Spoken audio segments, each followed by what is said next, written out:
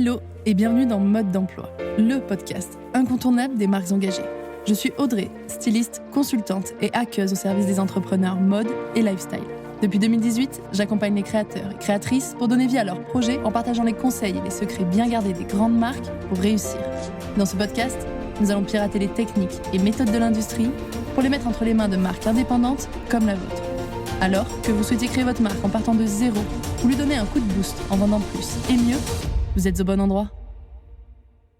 Mes très chères créatrices et créateurs, je suis ravie de vous retrouver pour un tout nouvel épisode de Mode d'emploi. Avant de commencer, je tenais à remercier Alice, qui est la créatrice derrière la toute jeune marque Noélie, et qui laisse très régulièrement des commentaires sur Spotify. Alors Noélie, ce sont des tenues de cérémonie colorées, audacieuses, mais surtout interchangeables, pour pouvoir les reporter à l'infini. C'est une marque de mode éthique qui veut mettre fin à cette fameuse robe ou tenue que l'on achète dans la précipitation pour un événement que l'on ne reportera jamais et qui ne va jamais nous satisfaire et dormir dans notre placard. Alors n'hésitez pas à aller la suivre sur Instagram par exemple, @maisonnoélie, Noelies. Et merci encore Alice pour ton engagement et tes nombreux commentaires, ça aide le podcast à se faire connaître et tu mérites cette petite dédicace. Sachez que cela me fait toujours plaisir d'avoir vos retours, donc si vous aimez ce podcast, n'hésitez pas à me laisser un avis 5 étoiles sur votre plateforme d'écoute, un petit commentaire sans oublier de me partager votre nom de marque pour que je puisse en parler ici par exemple. On est parti pour le sujet du jour, on va parler business plan. Alors j'espère ne pas faire fuir tout le monde avec ce sujet qui a l'air complexe et un peu rébarbatif. Mais si vous voulez créer votre marque de vêtements, vous vous demandez probablement est-ce que c'est vraiment nécessaire de faire un business plan ou encore à quoi ça sert, moi je suis pas douée en chiffres, etc. Vous avez peut-être envie de passer cette étape. Vous n'avez pas forcément d'expérience d'un point de vue finance ou même d'un point de vue mode. Alors aujourd'hui, on va voir pourquoi le business plan est un outil indispensable pour votre projet, quelles erreurs à éviter et comment l'aborder sans se noyer dans un tableur Excel. Et surtout, comment ça peut devenir un vrai allié pour structurer vos idées et développer une véritable stratégie rentable pour votre marque. Alors installez-vous confortablement, prenez un petit café ou un thé et on est parti pour l'épisode du jour. Quand on se lance dans la création de sa marque, on est souvent très motivé par la partie créative, le design de la collection, le choix des matières, l'identité visuelle, etc. Et motivé aussi par la partie vendre et enfin vivre de son rêve. Alors ça, c'est génial, mais la réalité, c'est qu'il y a un volet économique et stratégique qu'on ne peut pas ignorer. Toute cette partie de business plan est indispensable, tout simplement parce que quand on crée une marque, on crée un business. La première chose, c'est que ça va vous permettre d'anticiper des coûts qui sont spécifiques, par exemple, au textile. Dans la mode, on a la production, le prototype, les shootings photos, la logistique, etc., les packaging, la gestion des retours et tout ça. Ces postes de dépenses, ils peuvent exploser si on ne les prévoit pas, notamment pour la partie prototypage et production. Et donc, en ayant un business plan, vous allez pouvoir anticiper ces coûts, bien les définir et gérer tout simplement votre budget. Le business plan va aussi permettre de clarifier votre positionnement et votre cible, puisque dans un business plan, il y a bien sûr l'aspect financier, mais il y a aussi l'aspect positionnement de marque. Vous allez par exemple préciser à qui vous vous adressez, à quel problème vous allez résoudre, ou quelle envie vous allez venir soutenir. Et en fait, le fait d'écrire noir sur blanc votre cible et votre positionnement, ça va vous obliger à formaliser votre vision et vos valeurs, et ça va vous permettre de vous faire comprendre des partenaires que vous allez avoir, mais aussi de votre cible. C'est-à-dire que si vous-même, vous ne savez pas parler de votre marque ou vous n'avez pas une vision claire de ce qu'est votre marque, un positionnement clair, alors votre cible, elle ne pourra pas le comprendre et elle ne pourra pas acheter chez vous. Ça va aussi vous permettre, le business plan, de construire une stratégie de vente solide. Parce que être créative ou créatif, c'est top, mais il faut savoir vendre. C'est vraiment du 50-50. On peut avoir la plus belle des collections. Si personne n'est là pour l'acheter, ou si je ne suis pas visible, ou si je suis mal positionnée, alors je cours dans le mur. Donc votre business plan, ça va décrire comment vous comptez commercialiser vos pièces, par quels moyens vous allez les commercialiser, à quel prix et comment vous allez les vendre. Et ça, c'est important pour cet équilibre de création et vente. Et ça va enfin vous permettre de rassurer vos partenaires professionnels et aussi vous-même. C'est-à-dire que ce soit une banque, un investisseur, un fournisseur, un atelier, et cetera, ou même votre conjoint ou votre conjointe, si vous avez prévu de puiser dans les finances de votre maison, avec un business plan, tout le monde va pouvoir savoir si c'est viable, puisque tout le monde veut savoir si c'est viable. Un business plan posé, même simple et basique, ça montre que vous avez réfléchi à la structure financière, à la rentabilité potentielle et au risque, et ça rassure tout le monde. Et ça va vous rassurer vous aussi, puisque savoir où aller, ça va vous permettre d'être plus confiant et confiante.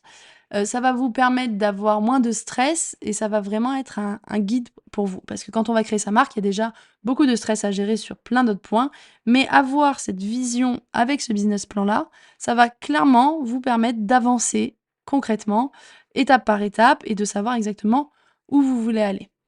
En gros, le business plan, c'est pas seulement un document scolaire, c'est un processus de réflexion qui va vous aider en fait à construire un projet qui est cohérent et qui est rentable. En passant par cette étape, vous construisez votre marque, même si ça a l'air d'être très théorique et très scolaire justement, même si ça n'a pas l'air concret, en fait vous êtes en train de concrètement poser des bases solides et des vraies fondations à votre marque et à vos futures collections. Ensuite, je voulais vous parler des erreurs fréquentes à éviter. J'en ai listé 4 que je vois régulièrement quand on aborde la création d'une marque de vêtements. En tout cas, quand on l'aborde sans passer par un business plan sérieux ou en le faisant un peu de la mauvaise manière. La première erreur, c'est de vouloir un business plan parfait et complet à 100% et figé.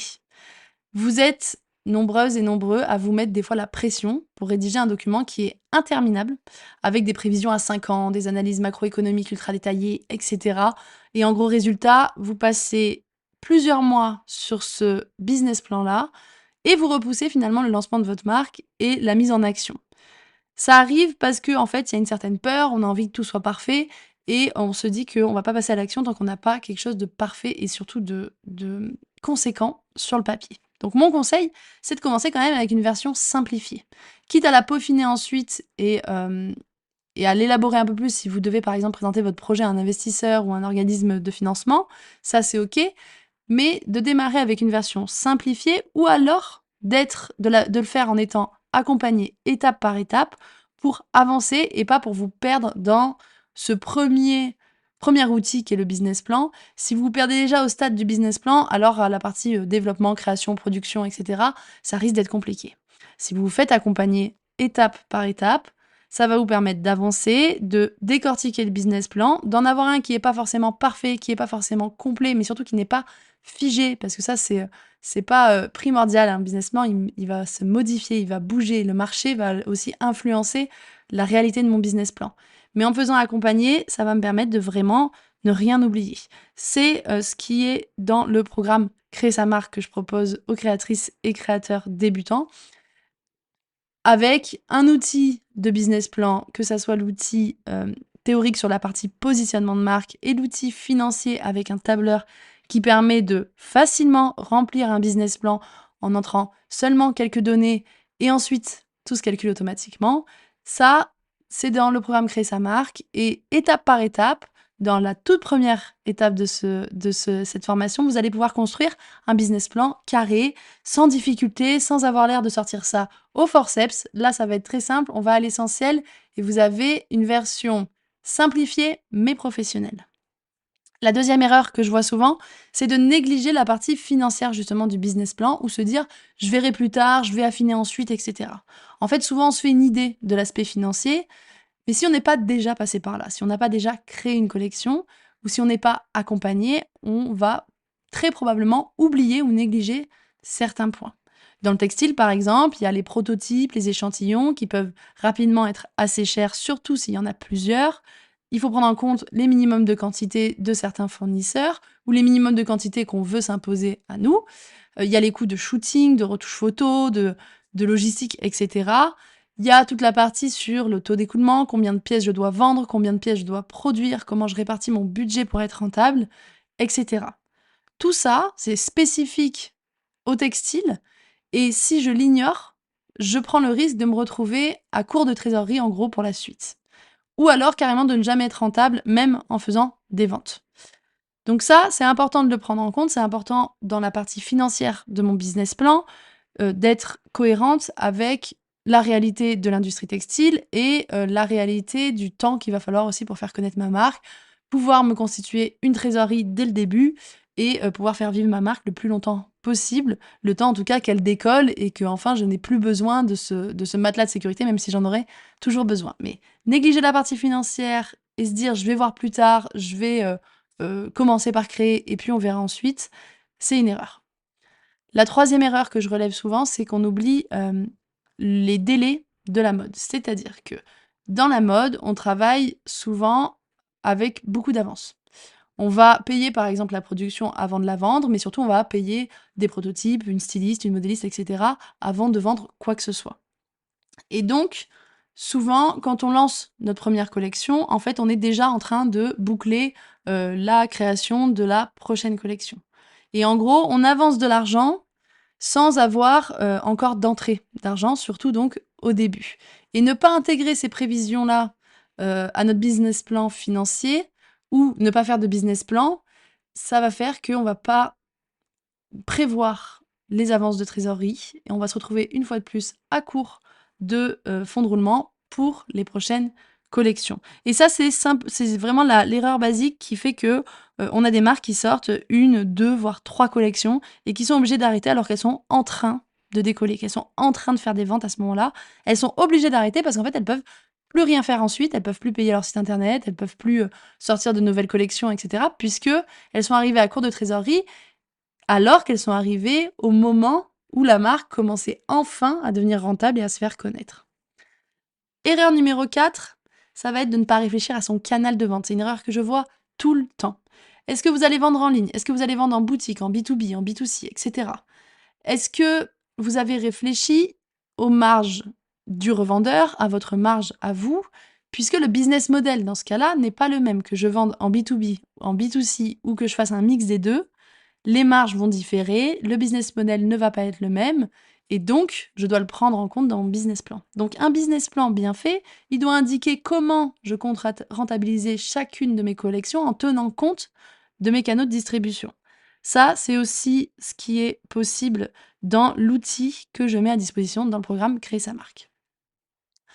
Voilà, maintenant qu'on, sait un peu tout ça, vous vous dites: «OK, qu'est-ce que je dois absolument mettre maintenant dans ce business plan pour qu'il soit pertinent? Comment je fais ça?» Donc je vais vous donner quelques points à inclure dans votre business plan, des points à ne pas oublier. Pour la première partie, ça va être, une partie très positionnement de marque, plateforme de marque. Donc vous allez devoir inclure ce qui fait votre marque, votre vision, vos valeurs, votre cible, qui achète vos produits, à quel besoin je réponds, à quelle envie, je viens, donner une solution et une réponse. Quelle est ma cible dans le sens, qu'est-ce qu'elle vit en ce moment? Qu'est-ce qui lui parle? Quels sont les sujets qui la touchent? Et cetera. Et quel est aussi mon positionnement de marque? Est-ce que je fais de l'entrée de gamme, du milieu de gamme, du haut de gamme, et cetera. Ensuite, vous allez devoir intégrer aussi vos produits et votre collection, c'est-à-dire quelles sont les pièces que vous voulez proposer, quel type de pièces, à quel prix, quelles sont les familles de produits que vous allez proposer, quelle est votre largeur et profondeur d'offre, est-ce que vous faites du monoproduit ou pas? Est-ce que vous faites une collection continue, c'est-à-dire, qui n'a pas de saison? Ou est-ce que vous avez des collections saisonnières? À quel rythme? À quel moment vous allez les sortir? À quel moment il va y avoir des sorties d'argent? Vous devez aussi mentionner votre business model, donc vos canaux de vente. Est-ce que vous vendez en e-commerce sur votre propre site web ou sur des marketplaces? Est-ce que vous allez vendre dans des boutiques physiques, en pop-up stores, dans des salons professionnels? En gros, quelle est la part que vous passez en B2C et quelle est la part que vous passez en B2B? Est-ce qu'on est sur du 50-50? Est-ce qu'on est sur du 100-0, sur du 75-15-25 pardon? Donc quel est votre business model et la répartition? D'un point de vue financier, vous allez bien évidemment devoir faire des prévisions sur la partie financière. Donc déjà lister les coûts, les matières premières, la production, les coûts de confection et cetera, le prototypage, la logistique, les livraisons, le packaging, le site web, le marketing et cetera, j'en passe. Il y en a beaucoup, vous devez tout tout lister ces coûts sans en oublier. Dans l'outil que je propose dans le programme Créer sa marque, ils sont déjà pré-remplis. Avec ces outils-là, vous allez pouvoir calculer vos marges, vos prix de vente, votre coût de revient unitaire, etc. Et vous devez aussi prévoir dans ce business plan financier un tableau de trésorerie pour anticiper justement les décalages, de devoir payer la production à l'avance et ne pas rentrer d'argent pendant un certain temps. Enfin, je vous conseille, moi, d'intégrer à ce business plan des scénarios de vente, c'est-à-dire un scénario pessimiste, réaliste et optimiste, qui va vous permettre de vous retrouver plus serein et plus sereine si les ventes ne décollent pas immédiatement. J'en parle souvent dans certains épisodes de podcast, des objectifs BMW, bien mieux wow, qui permettent en fait au lieu de se fixer un seul objectif qui peut être difficile à atteindre, ou en tout cas si on ne l'atteint pas de suite, qui peut nous déprimer, nous démotiver, avec ces objectifs à 3 paliers, ça va nous permettre de rester motivés, d'avoir un premier objectif qui est un peu pessimiste, mais au moins qu'on va atteindre, et du coup de pouvoir aller chercher ensuite le réaliste, voire l'optimiste. Maintenant, je vous propose quelques astuces pour créer ce business plan sans y passer des mois et donc simplifier finalement ce process pour éviter de procrastiner sur la création de sa marque. La première chose, ça serait de faire un one-page business plan, c'est-à-dire que sur déjà une seule page, vous allez résumer une grande partie de votre business plan, le concept, la cible, le budget, l'offre, les canaux de vente et tout ça. Ça vous force à être concis et concise et à aller à l'essentiel. Vous pourrez toujours le développer plus tard ou entrer plus en détail dans la partie financière avec un document à côté.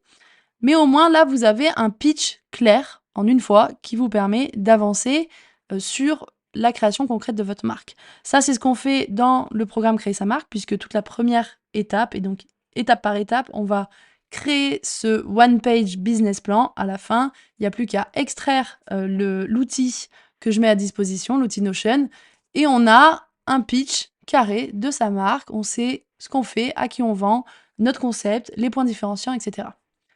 La deuxième astuce, ça serait de travailler justement avec un outil, un template qui soit spécialisé mode. Donc ça permet d'avoir des rubriques pré-remplies avec la répartition à mettre dans les coûts directs qui sont liés à la production, les coûts indirects qui sont liés à la collection, ceux qui sont liés à la marque, etc.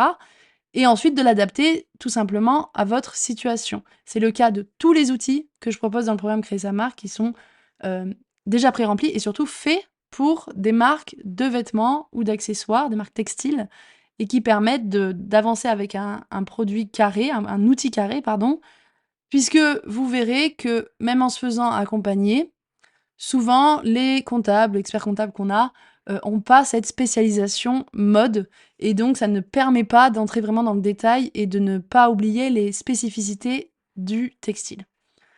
La troisième astuce, c'est donc de se faire accompagner, si vous pouvez suivre un mentorat, une formation et cetera. Solliciter un expert comptable ou un organisme public comme la CCI pour valider ces hypothèses-là, c'est toujours intéressant, mais comme je le disais juste avant, ils n'ont pas forcément le retour, mode, textile, industrie de la mode, qu'on peut avoir quand on est sur une formation spécialisée. Mais se faire accompagner, c'est toujours intéressant d'aller voir au moins un banquier avec notre document pour qu'il puisse nous dire ce qu'il en pense. Et enfin, la quatrième astuce, c'est de ne surtout enfin, c'est même pas une astuce, c'est un conseil, c'est de ne surtout pas, hésiter à réviser ce business plan régulièrement. C'est un document, en fait, qui est vivant. Il y a rien qui est figé, il y a rien qui est définitif, qui est gravé dans le marbre. Puisque nos idées, elles vont évoluer, peut-être que, le produit qu'on va faire, notre sourcing va évoluer, donc les tarifs peuvent changer et cetera. Donc il y a des choses qui vont être modifiées et vous allez devoir l'actualiser tous les mois, tous les 3 ou 6 mois ensuite, pour rester aligné avec la réalité. Mais en fait, c'est un document vivant sur une base solide. Le fait d'avoir défini déjà de bonnes bases, défini des chiffres, défini des concepts dans ce business plan, ça va vous permettre de prendre des décisions, de savoir par exemple si un tarif est trop cher ou s'il est OK pour vous, puisque vous aurez un tarif référent. Vous saurez combien vous devez dépenser pour telle enveloppe budgétaire, enfin quelle est l'enveloppe budgétaire que vous devez allouer au stylisme, au modélisme, à la production. Et donc, en fonction de ça, vous pourrez choisir vos collaborateurs et collaboratrices, vous pourrez prendre des décisions plus facilement et du coup avancer sereinement avec un budget réaliste. Ça va bouger, ça sera jamais exactement ce que vous avez entré, mais au moins vous resterez dans les clous et vous aurez un cadre.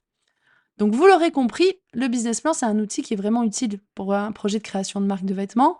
Non seulement parce qu'il va vous rassurer vous, mais aussi parce qu'il permet de construire en fait un projet qui est cohérent, qui est viable et qui est rentable à court, moyen et long terme. Alors je sais que ça peut paraître un peu intimidant ou complexe à faire, surtout quand on n'est pas fan des chiffres, mais dites-vous bien que vous n'avez pas besoin d'un document de 200 pages, vous avez simplement besoin d'un plan clair, logique et pragmatique, tant qu'il prend en compte en fait les spécificités de la mode, le positionnement de votre marque et votre cible, vos canaux de vente et votre stratégie de diffusion, vos prévisions de trésorerie, vos marges et vos prix. Si vous avez envie d'aller plus loin dans ce business plan, de le faire de manière professionnelle, carrée, sans non plus vous prendre la tête, alors je vous invite à prendre connaissance de mon programme Créer sa marque, dont la V2 va bientôt sortir au moment où j'enregistre cet épisode, c'est-à-dire d'ici quelques semaines à peine. Dans ce programme, on aborde chaque étape de la création et je vous évite pas mal de pièges puisque je vous accompagne dans la création de ce business plan et dans la création de votre marque et de votre collection, tout simplement. Vous pouvez réserver votre appel découverte gratuit, je vous mets le lien dans la description de cet épisode. J'espère que cet épisode vous a aidé à voir le business plan sous un nouveau jour, pas comme une corvée, mais plutôt comme un levier stratégique et un allié qui peut vous faire gagner du temps, de l'argent et de la sérénité. Si cet épisode vous a plu, n'oubliez pas de me laisser 5 étoiles et un commentaire sur la plateforme d'écoute de votre choix. Mes très chères créatrices et créateurs, merci d'avoir été à l'écoute, continuez de transformer vos rêves en réalité, prenez soin de vous et à bientôt pour un nouvel épisode.